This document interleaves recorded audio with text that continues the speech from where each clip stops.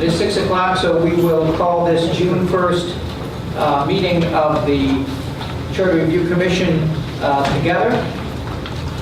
Go ahead and move the slide. This is a regular meeting of the commission, but it's also our public hearing. Well, first of two public hearings. First public hearing tonight, of course, and the second public hearing June the 15th up in Clearwater, also at 6 p.m. in the county commission floor of the courthouse. We'll approve the minutes from the May 18th meeting today. Then we'll have a brief overview by our facilitator, Diane Millet and Associates. We'll have a review of each of the 6 proposed referendum by Wade Vos, the attorney for the commission. We'll ask for public input after each of the reading of the 6 proposed referendum topics. And then we'll have open discussion and closing remarks. So I will open by asking for a motion to approve the minutes of May 18th. So moved. Second. Okay. Dr. Sewell and Mr. Schulman, a second. Any discussion about the minutes? Seeing no discussion, hearing no discussion, all those in favor indicate by saying aye. Aye. All those opposed, and the minutes are passed. And now we'll go over a quick overview of the Charter Review Commission's work for the members of the public who are here to hear about it. Okay, thank you. Just a brief overview of the charter process here. We wanted to give the public here an overview of the purpose of the charter and the process which the Charter Review Commission went through to ultimately decide on which referendums they would like to see on the ballot in November. But clearly just the county charter is just a way for the local government to have more home rule, and there's a number of aspects of that home rule.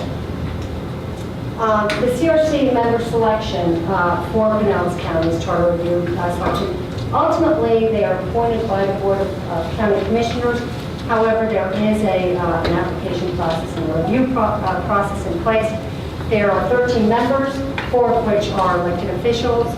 The other 9 members are members of the public at large.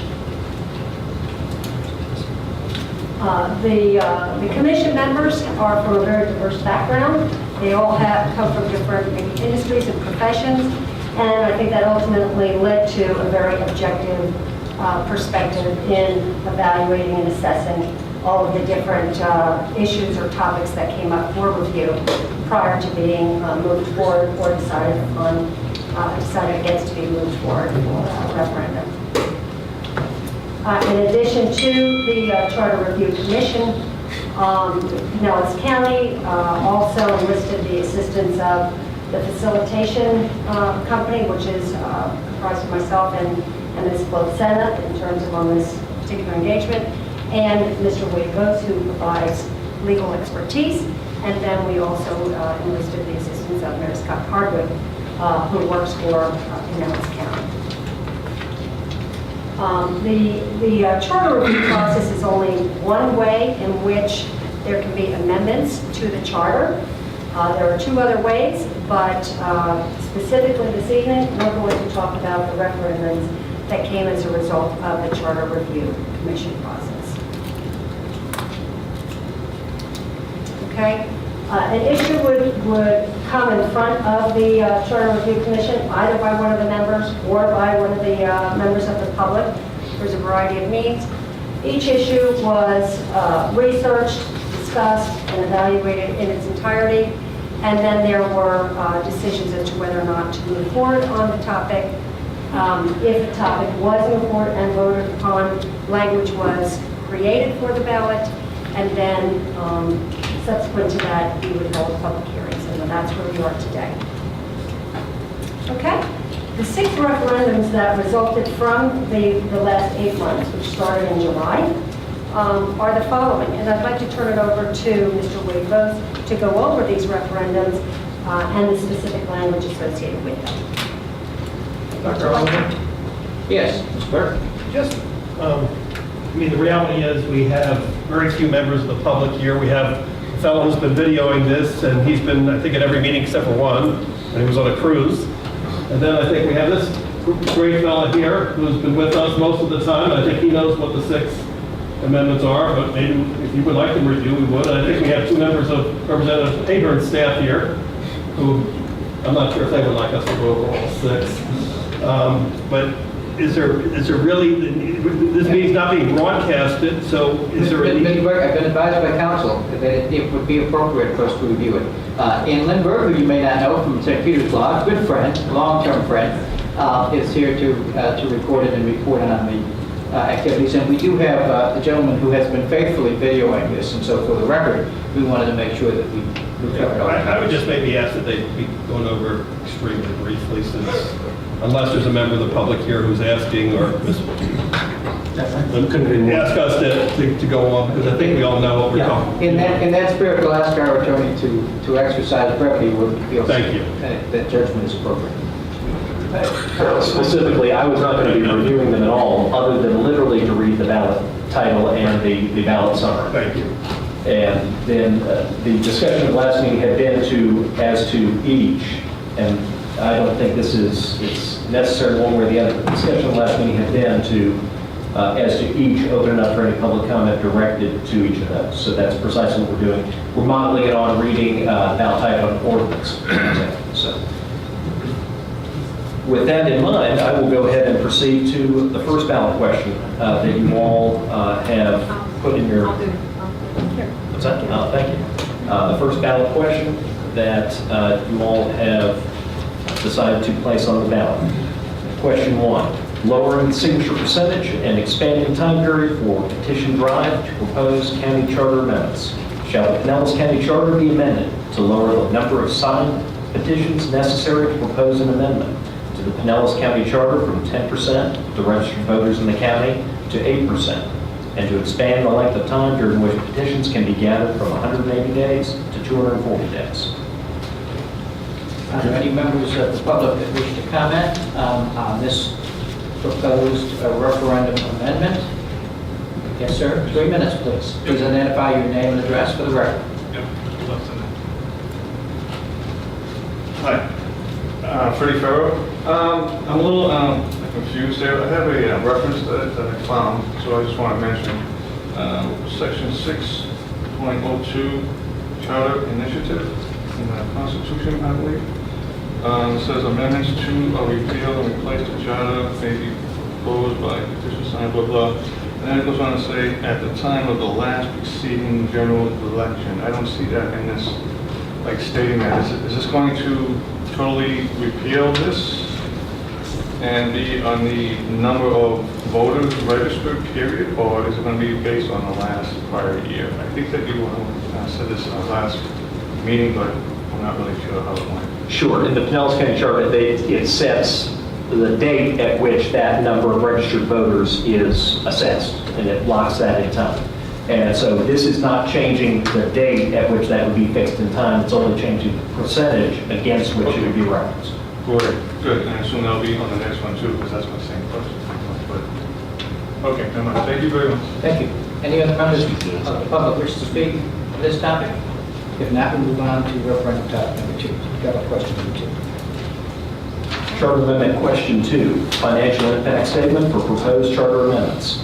Shall the Pinellas County Charter be amended to provide that for each proposed charter amendment placed on the ballot, a brief financial impact statement prepared by the county auditor shall be placed after the ballot summary for the amendment, estimating the increase or decrease in revenues or costs to the county resulting from approval of the proposed charter amendment. Any comments from any member of the public related to this ballot initiative? Hearing none, seeing none, we'll move on to ballot question number 3. Charter Amendment Question 3, Creation of County Redistricting Board.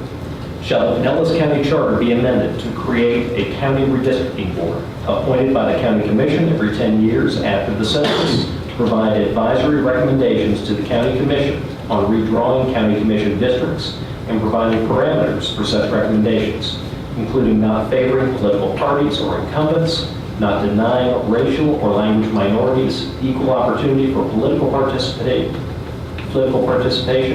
and where feasible, consideration of unincorporated areas and municipal boundaries. Any public comment on ballot question number 3?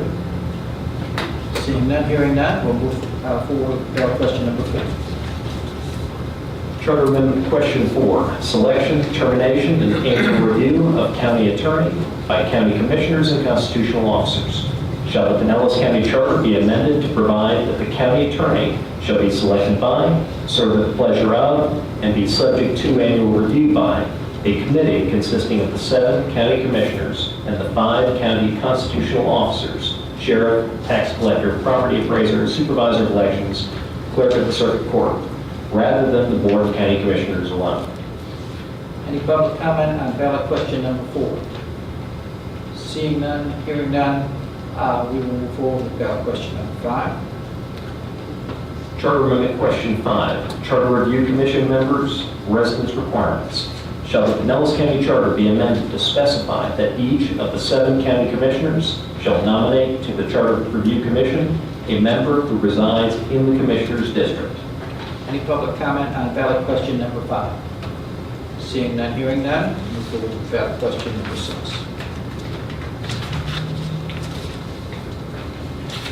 Charter Amendment Question 6, Pinellas Charter Cleanup Amendment. Shall the Pinellas County Charter be amended to remove certain provisions found unconstitutional by court ruling, remove certain transitional provisions that have since occurred, revise certain references to be consistent with Florida statutes, and remove references to certain organizations that no longer exist? Any public comment on ballot question number 6? Seeing none, hearing none, that concludes the discussion on the particular referendum items, and now we open the floor for any comments or questions or discussion by members of the CRC. Mr. Stack?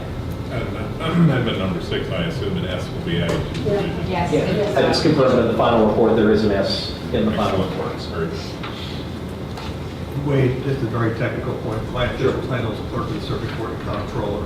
That's been changed in statute. Oh, okay. If we have the number of words left in our 75, would we prefer that it state that in the ballot type? Or in the ballot summary? Just in that summary, where you should get the title right. That's how it appears on the ballot and everything, Right.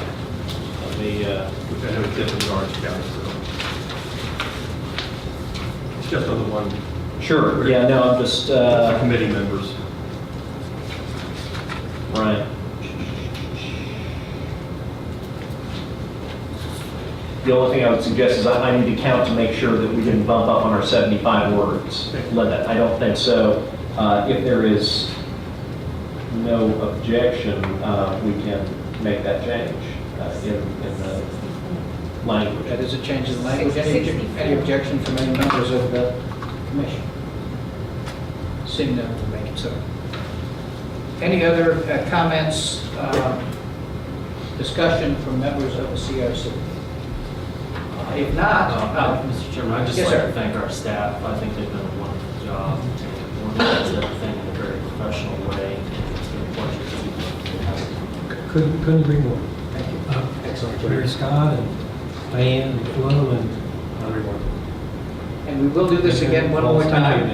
We will do this again one more time. I'd say, Mr. Chairman, I think you've done a great job too. Thank you. You're kind of like thrust into this unknowing, and this thing only comes around once every number of years, so there's a lot to take on, and I think you did a great job. Thank you. Thank you very much.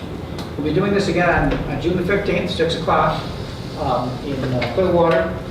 Recall that at that meeting, we will again be following the same approach, this same agenda, but at the end of the meeting, it's anticipated that we'll be voting on the final report, our final vote on the report after the 2 public hearings. So have that expectation, and obviously if there's any issues that come up between now and then, wait till it's facilitated. So that's June 15th, 6 o'clock at the Pinellas County Commission Yes. hearing room? Yes, that's correct. And we'll be sending out, Mary Scott will be sending out notices. This was correct. Dr. Oliver, that is a majority vote item. That is a majority plus 1. It requires 8 votes. That's correct. It requires 8 votes to pass the final report. And again, as we discussed, the hope is that we'll have a unanimous vote on that. While not everyone agreed with everything that was done by this commission, we had several split votes on these referendum topics. I believe the full report does reflect clearly a majority of the 8 votes for each of these by the members of the commission. With that, unless there's any further conversation or discussion, I will entertain a motion to adjourn. Move to adjourn. Second. Dr. Sewell and Mr. Stack, seconded it. All those in favor, indicate by saying aye. Aye. Those opposed, we are adjourned. I'll see you all on June 15th. Thank you very much. Where did you go?